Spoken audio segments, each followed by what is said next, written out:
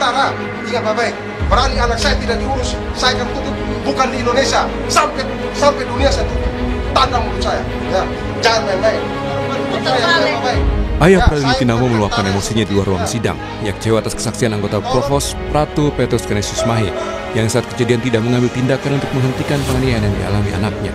Model apapun, saksi sebelum bersaksi mereka disumpah, lu akan dapat karma, aturan lu menang, tapi lu akan karma. Ingat baik, anak saya sudah mati. Kerjaan Provos kok cuma duduk diam. Terkait hal yang memicu amarah ayah Pradeluki, anggota Provos Pratu Petrus Canisius Mahe yang dihadirkan sebagai saksi bilang, salah satu terdakwa, Pratu Abner Yatersan, memukul Pradeluki. Saksi juga melihat terdakwa Letu Ahmad Faisal tidak menghentikan tindak kekerasan pada Pradeluki. Saksi Pratu Petrus juga mengungkap Pradeluki sempat berkali-kali minta ampun namun seniornya tidak menghentikan tindak kekerasan. Tapi keterangan saksi dibantah salah satu terdakwa yang bilang ada sejumlah ketidaksesuaian. Pratu Abner tadi mencambuk pakai selang. Siap. Ada terdakwa. Melarang nggak terdakwa? Siap, izin tidak? Tidak, diam saja. Siap. Kalau menurut saksi, seorang Letnan 1 dengan jabatan Danki Siap. memerintahkan Pratu untuk berbuat itu, bisa nggak mencegah? Siap, izin kalau diperintahkan bisa? Bisa. Kan? Siap. Kami itu memerintahkan untuk para provos itu bukan hanya untuk mengantar, tetapi melainkan untuk menjaga almarhum di ruangan staf Intel. Maksudnya yang gimana? Itu keterangan terdakwa sendiri, karena saksi nggak ada bilang gitu tadi. Siap, tadi menyampaikan hanya mengantar. Dan pada saat itu juga Basi Intel itu memerintahkan untuk kembali. Kan pada saat itu yang juga, mengantarnya dibenarkan. Yang mengantarnya kami dibenarkan. menyampaikan itu menjaga, bukan mengantar. Kalau Menjaga. mengantar itu kan posisinya provos itu kembali, tapi kami menyampaikan untuk menjaga. Menanggapi sidang kematian Pradeluki, peneliti senior imparsial Al-Araf bilang kasus ini harus menjadi momen perbaikan pembinaan agar prajurit lain tidak mengalami hal yang sama seperti korban. Karena sesungguhnya peristiwa ini bukan peristiwa yang pertama. Sebelumnya ada kasus-kasus serupa yang terjadi dalam tubuh TNI yang mengakibatkan kematian prajurit.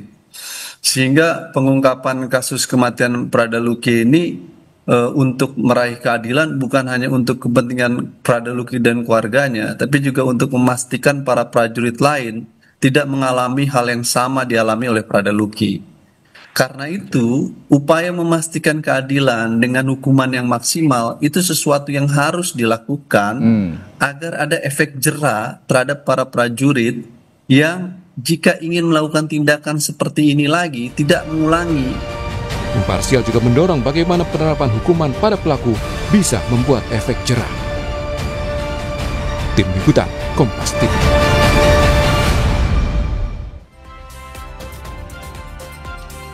Sejumlah pihak mendorong kasus kematian Pradeluki harus menjadi momen agar prajurit TNI lain tidak mengalami hal yang sama dan pelaku harus dibuat jera. Bagaimana bentuk pembenahan pembinaan terhadap prajurit? Kita ulas bersama Ketua Umum Yayasan Lembaga Bantuan Hukum Indonesia, Muhammad Isnur. Selamat pagi waktu Indonesia, Mas Isnur. Selamat pagi, Mas Mario. Lagi di Brasil, Selamat Mas. pagi. Terima kasih. Terima kasih sudah bergabung di Dialog Sapa Indonesia Pagi. Dan Kepala Badan Intelijen Strategis TNI periode 2011-2013, Laksda Purnawirawan Soleman Ponto. Pak Soleman Ponto, selamat pagi. Ya, selamat pagi.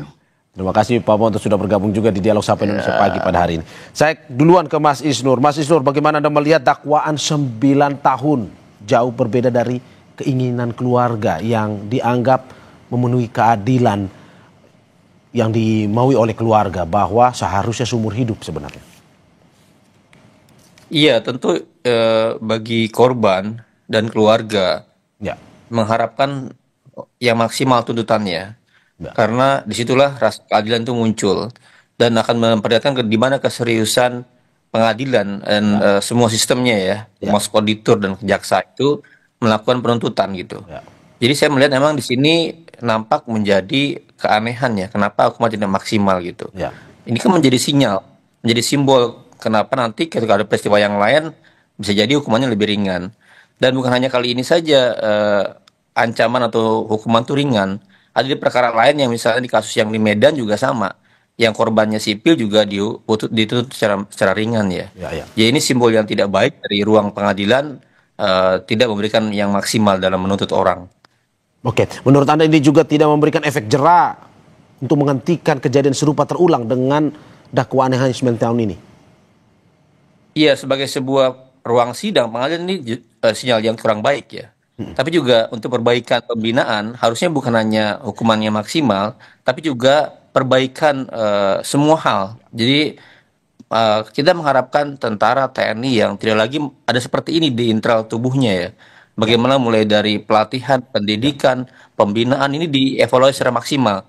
Jadi nggak cukup hanya dengan persidangannya saja, tapi juga harus ada evaluasi secara maksimal oleh Panglima TNI dan Kepala Staf Angkatan Darat ya dan seluruh jajarannya untuk perbaiki seluruh instrumen pendidikan dan pembinaan. Oke, hukuman maksimal seperti apa yang menurut Anda bisa memberikan keadilan bagi keluarga juga diterapkan atau ya memitigasi adanya kejadian serupa bisa terulang ini, Mas?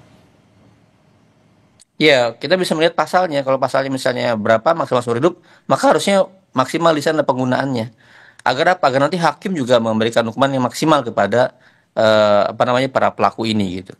Apalagi misalnya gini, di tengah kampanye yang gencar ya dari Panglima TNI atau pihak-pihak di atas yang mengkampanyekan tentang prinsip hak asasi manusia, ini malah ada anggota yang melanggar gitu. Jadi ini justru bertentangan dengan prinsip atau semangat yang dibawa oleh pimpinan-pimpinan di TNI itu sendiri. Gitu. Oke, saya ke Pak Ponto. Pak Ponto, berbeda dengan proses hukumnya, kita berbicara terkait dengan banyak kritik terkait ini pembinaannya seperti apa di tubuh TNI. Kenapa pada akhirnya bisa menyebabkan ada dugaan penganiayaan yang menyebabkan kematian Prada Luki ini? Sebentar, saya itu tidak sependapat dengan kata penganiayaan. Jangan pakai penganiayaan. Itu pembinaan. Dan Anda masih menegaskan ini adalah sebuah pembinaan? Ini adalah pembinaan. Walaupun sudah ada jatuh korban, Pak Ponto? Ya, sebentar. Kita jangan lihat sekarang. Tentara ini lahir dari zaman Belanda. Pasal 131 ayat 3 KUHPM itu mengatur tindakan kekerasan oleh atasan terhadap bawahan yang mengakibatkan bawahan mati 9 tahun. Itu seperti yang dituntut sekarang. Jadi maksimum tindakan atasan terhadap bawahan yang mengakibatkan mati itu 9 tahun. Itu KUHPM. Jadi jangan disamakan dengan kehidupan sipil. Tentara ini bukan satpam. Ingat. Bukan hansip, ingat. Tentara berhadapan dengan tindakan yang sama seperti pembinaan itu. Lah, kalau baru dibina seperti itu, dia sudah teriak-teriak minta ampun. Lah, kalau kamu gini aja udah minta ampun. Lah, kalau ditekan musuh, ditanya, di mana posisi kawan-kawan kamu? Di situ, Pak. Pak Ponto, Anda mau bilang bahwa kasus kematian Prada Luki ini berbeda dengan kematian masyarakat sipil? Maksud Anda seperti itu? Ya beda, sangat berbeda. Oke, Mas Isnur, Anda ingin menanggapi bahwa apa yang dikatakan oleh Pak Ponto ini berbeda loh. Ini TNI, bukan masyarakat sipil. Iya, pertanyaannya apakah tindakan seperti yang dialami oleh Prada Luki adalah pembinaan? Itu kan bukan seperti itu. Itu seperti kalau konteksnya ya, kalau dalam keseharian pendidikan itu bagian dari bullying yang bukan dari tugas-tugas. Jadi dilakukan di luar tugas keseharian dari atasan dan bawahan gitu. Senior ke bawah ini bukan seperti itu. Ini institusi di mana tindakannya tindakan personal. Dan kepada korbannya di ruang-ruang yang menurut saya bukan bagian pembinaan. Kalau ini pembinaan, itu tindakan melebihi batas sampai ada peristiwa dia dikasih alat kelaminnya dikasih ini, dikasih itu, dikasih tindakan-tindakan yang senonoh. Itu bukan pembinaan. Bagi saya berbahaya kalau ketika menyebut itu pembinaan ya. Oke, Anda mau bilang bahwa ini pembinaan. Mas Isnur, Anda mau bilang bahwa ini bukan pembinaan tetapi sudah masuk ke bullying ya? Dia bullying yang terjadi dan kemudian terjadi secara keji ya, kejam di ruang-ruang tertutup seperti itu gitu ya. Kalau pembinaan dimaksud struktur yang dia resmi, itu berbahaya ditafsir seperti itu. Oke. Pak Ponto, ini bukan pembinaan sebenarnya kalau sampai menyebabkan kematian. Ya itulah kalau orang tidak pernah masuk tentara ya nggak akan pernah tahu. Oke. Saya kan 30 tahun di tentara, tahu bagaimana anak buah. Saya pernah tahu begitu masuk seperti apa kita dilakukan juga sama. Itulah sebabnya Ketika masuk tentara itu yang pertama, fisik harus benar, mental harus benar. Setelah jadi tentara juga perbuatan harus benar. Kalau tidak benar, ya begini nih. Pertama yang dilakukan adalah pembinaan. Nah, pembinaan itu biasanya dilakukan oleh banyak orang, bukan hanya satu. Itu. Jadi memang kalau dilihat dari kacamata orang sipil, ya pembulian kayak Pak Mas Isnur, itu wajar kalau orang melihat. Tapi hal ini sudah terjadi, bukan sudah terjadi, itu sudah dari dulu. Makanya pasal 131 itu kan melindungi atasan. Atasan yang berbuat sampai membuat orang anak buahnya mati, itu 9 tahun. Itu sudah ada aturannya. Jadi dari dulu sudah tahu pembinaan itu dapat mengakibatkan orang mati. Tetapi yang perlu dicatat, tidak ada atasan merancang pembunuhan untuk membuat anak buah mati. Itu. Berarti ini, jadi kalau merancang itu tidak ada. Tapi kalau membuat, mengakibatkan orang mati, iya. Itu. Berarti masih Anda tetap dengan pendapat Anda bahwa ini masih masuk dalam pembinaan dan dibenarkan walaupun ada korban, begitu ya? Oh iya. Ya tentara ya begitu. Lebih baik kita korban satu daripada korban satu batalion hanya gara-gara satu orang. Ingat itu prinsip-prinsip tentara. Ya. Sama tentara begitu. Itu. Oke. Kita lebih baik mengorbankan satu orang daripada satu batalion hancur hanya gara-gara satu orang. Itu prinsip tentara. Oke, Mas Isnur, bagaimana Anda melihat ini? Apakah memang sebenarnya ini tidak mencederai hak asasi manusia sebenarnya, walaupun tergabung dalam TNI atau pasukan? Ya, kita melihat justru semangat melanggar hukum itu yang sangat tinggi dilakukan oleh para senior-senior ini gitu.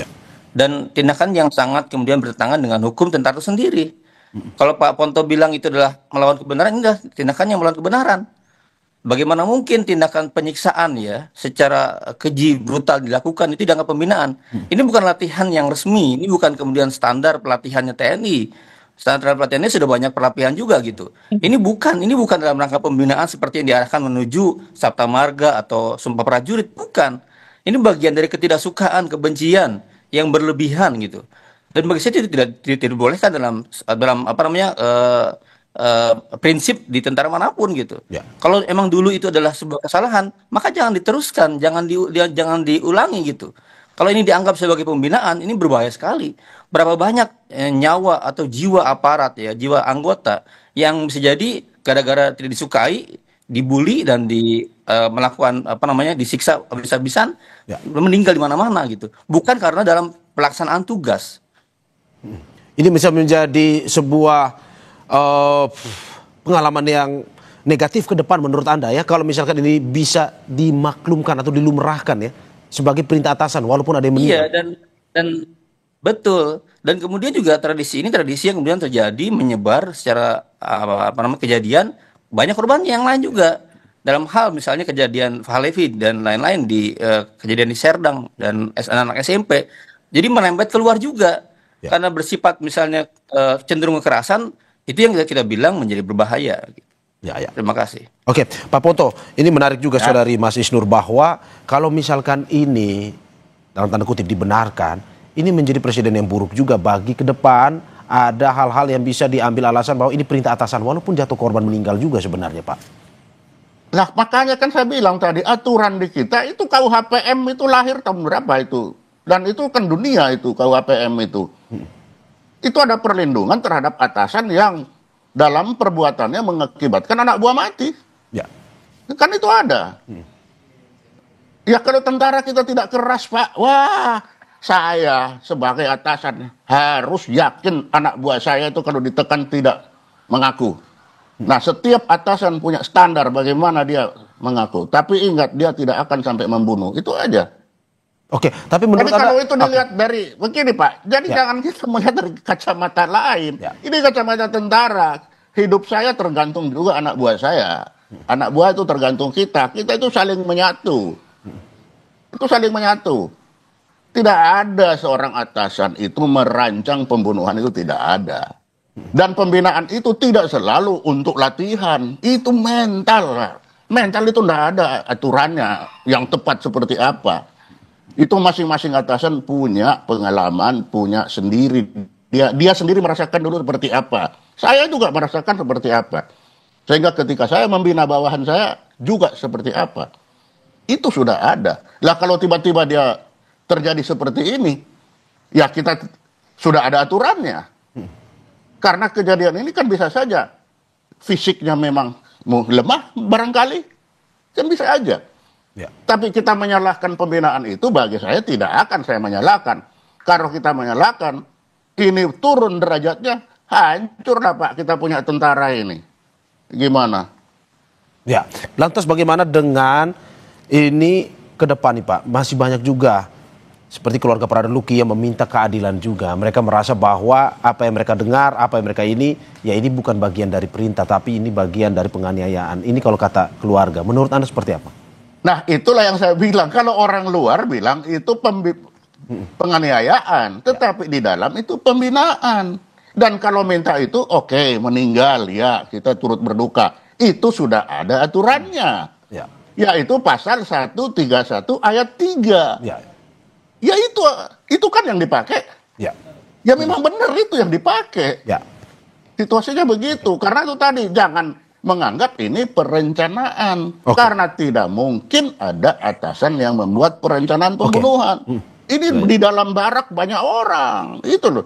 Memang kacamata sipil dan militer tidak akan pernah sama. Itulah sebabnya juga pengadilannya kita sendiri. Kita punya aturan sendiri, kita punya tradisi sendiri, kita punya sendiri.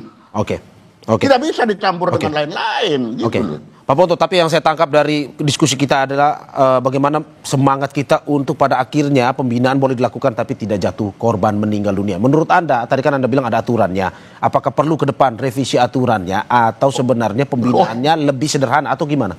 Oh ya tidaklah, kalau bagi saya yang sekarang sudah bagus. Karena itulah kita bisa bertahan tentara ini baik dengan baik. Karena aturannya sudah bagus. Aturan sudah bilang, kalau pembinaan kamu mengakibatkan orang mati, kamu 9 tahun ya. Iya. Masa kita rubah aturannya hanya untuk beberapa orang? Ya nggak bisa lah. Itu prinsip. Satu hilang lebih baik daripada 1 batalion hilang. Ya. Yang belum pernah bertempur nggak pernah merasakan memang. Menurut Anda saat ini aturannya tidak ada yang salah, pembinaannya pun tidak ada yang salah ya? Salah. Ya. Saya ke Mas Isnur. Mas Isnur, semangatnya untuk tidak ada korban, tapi kata Pak Ponto tidak ada yang salah sebenarnya. Baik itu dari aturan, baik itu dari cara pembinaan. Ya kalau kemudian pembinaan jadi alasan ya untuk melakukan kekerasan, itu sangat berbahaya. Bisa jadi gini, dengan alasan tidak sukaan, dengan alasan yang tidak jelas, lalu orang disiksa, lalu orang bisa mati kapanpun ya, dengan alasan dia senior. Itu justru melanggar hukum dan hak asasi manusia. Dalam konteks ya, kita bisa melihat bagaimana reformasi dilakukan. Undang-Undang TNI 2004 itu sangat jelas garis-garisnya yang baru gitu. Jangan sampai kemudian dengan alasan pembinaan, bisa alasan jadi membunuh orang kapanpun gitu. Kalau ini terjadi, standar pembinaan mengakibatkan prajurit mati di mana berada, itu menjadi sangat berbahaya ya. Dan saya melihat banyak sekali statement juga yang lain dari para alumni atau kemudian para purnawirawan, itu berespon yang baik juga gitu. Dalam artian ya harusnya dihukum maksimal, dihukum seberat-beratnya gitu. Dan harus direview. Jangan sampai jadi alasan pembenar dengan pembinaan membunuh orang gitu. Demikian Mas Mario. Pak Ponto bagaimana? Apakah ini mungkin saja bisa jadi alasan untuk melakukan hal hingga menghilangkan nyawa orang? Bisa saja terjadi Pak. Loh Pak, tentara itu hilang nyawa kan di pertempuran, disiapkan untuk hilang nyawa di pertempuran. Jadi kita jangan melihat dari sisi yang bukan sisi kacamata lain. Ini kacamata militer, itulah sebabnya tentara itu punya peradilan sendiri, punya aturan sendiri. Karena dia bertempur, dia bekerja di luar kehidupan orang sipil. Tapi itu kan untuk bertempur Pak. Tapi itu kan untuk bertempur, disiapkan untuk bertempur. Lah justru itu persiapan pertempuran lah harus keras Pak. Misalkan, kalau dia dipukulnya, ditempelingi 3-4 kali, dia sudah ngaku. Di mana batalionmu? Di situ. Ya hancurlah 1 batalion. Makanya kita harus yakin anak ini diapain pun, dia tidak akan mengaku. Itu setiap atasan punya standar sendiri. Bagaimana dia bisa meyakinkan anak buahnya ini tahan mentalnya kalau menghadapi tekanan dari asing dari lawan itu untuk bertanya aja posisi kawanmu di mana. Itu aja. Kalau dia jawab langsung, habis satu batalion, Pak. Jadi itu kita punya standar. Tidak bisa orang bilang, standar saya ya standar saya. Untuk apa? Keselamatan saya. Ini kan keselamatan satu, kalau satu batalion kena, satu resimen lagi ke atas kena semua. Ya. Makanya lah pasal sih, kalau orang ditanya maksimal. Pasal 131 itu maksimalnya 9 tahun. Ya kalau orang lihat bahwa ini bisa dijadikan alat pembunuhan, ya silakan saja. Tapi selama ini, ya 1-2 saja yang jatuh korban. Ya dalam latihan jatuh korban 1-2 ya wajar. Oh ini keras kok. Ini memang keras. Jadi jangan dikira tentara itu tempat rekreasi. Hanya untuk seperti masuk satpam, jaga mall. Nggak bisa. Tentara ini berhadapan dengan musuh yang juga kerasnya sama dengan, ya itu tadi itu. Ya. Itu. Ya, ketegasan. Ya. Ketegasan dalam artian ketegasan pendidikan yang kuat, mental dan lain-lain di ruang-ruang pelatihan. Wah, bukan di ruang-ruang enggak, Pak Isnur. Senior terhadap junior. Enggak, kalau tentara itu kalau kemudian dengan alasan saya pernah mengalami korban, senior kapanpun melakukan hal kepada junior, ini bukan ruang pembinaan, bukan ruang pendidikan. Dan itu yang menjadi situasi yang tanda kutip ya sangat liar. Kapanpun bisa diklaim bahwa saya adalah bagian dari pembinaan. Senior bisa kapanpun melakukan kekerasan ke junior di ruang-ruang tertutup, di barak, di lain-lain gitu. Ya, di sekolah tentara. Gitu. Malah tidak mencapai tujuan dari niat awal untuk pendidikan. Di ruang-ruang pelatihan, di ruang pendidikan itu wajar mungkin bisa jadi tegas gitu ya. Tapi ini di ruang-ruang tertutup, di ruang-ruang kamar gitu, di ruang-ruang kantor. Ya, itu kan bukan mencapai tujuan awalnya. Oke, Pak Ponto silakan. Tadi, mohon maaf, itu kalau ditinjau dari masyarakat sipil. Tapi kalau dari masyarakat militer, ya itulah jalannya. Pembinaan kita tidak hanya di ruang kelas, sampai ruang tidur pun itu pembinaan. Kamu masuk ruangan itu jam sekian, kalau naik ke tempat tidur kaki duluan di atas ya, jangan kepala dulu. Itu bagian pembinaan bagi kita. Dan itu sudah kita laksanakan untuk mencapai standar yang kita tahu sendiri. Karena pembinaan itu tidak hanya di ruang kelas. Pak Ponto, tapi kan sebenarnya ayah dari Prada Luki ini kan juga seorang TNI. Tapi apa yang Pak Ponto sampaikan dijawab oleh ayahnya ini dengan menginginkan hukuman seberat-beratnya. Dia tidak melihat ini sebagai sebuah pembinaan, tapi penganiayaan untuk anaknya. Menurut Anda seperti apa? Ya itulah yang saya bilang tadi, Pak. Ini kan dilakukan di ruang, di dalam, bukan di tengah hutan sana, Pak. Ya. Kalau itu di tengah hutan, bolehlah itu penganiayaan. Ini ada di barak, ada di ruangan, ada atasannya, ada kawannya. Tidak tertutup. Ya. Itu semua ada, dan itu kita kalau pembinaan seperti itu. Kalau penganiayaan sana, di hutan, sana nggak ada orang lihat. Ini kan ada atasannya, ada bawahannya, ada semuanya. Ya itu. Lah kalau memang dia tidak mengambil tindakan mengakibatkan orang mati, ya sudah pasal 131 itu maksimalnya. Gitu loh. Berarti jadi Anda mau bilang bahwa harusnya ayah Luki yang seorang TNI harus mengerti sebenarnya. Ya mengerti lah. Ya. Bahwa itulah. Ya saya bilang tadi, kalau penganiayaan, Mas Isnur tadi, pekerjaan yang sama dilakukan di tengah hutan. Itu sengaja dikumpul untuk dihabisin di sana. Tapi ini ada di dalam ruangan, ada di barak, ada orangnya semua lengkap struktur itu. Ada dan kinya malah ada di situ. Itu kan. Jadi kalau memang itu kelalaian dia, ya sudah dihukum. Apa? Ya 131 ayat 3. Itu maksimal. Gitu. Oke, saya ke Mas Isnur. Mas Isnur, bagaimana Anda melihat bahwa ya apa yang dilakukan ini masih dalam sebuah pendidikan, ranah TNI, bukan sesuatu yang disengaja seperti yang Pak Ponto bilang, kecuali dibawa ke hutan terus dilakukan pembantaian. Tapi ini masih dalam bentuk pembinaan. Anda masih melihat itu sebagai sebuah yang masih dilumrahkan? Ya, kalau saya melihat ya banyak pola pendidikan dan standar baru yang di TNI itu yang diperbaiki sebenarnya. Ya. Masa lalu mungkin zaman seperti Pak Ponto tadi ceritanya.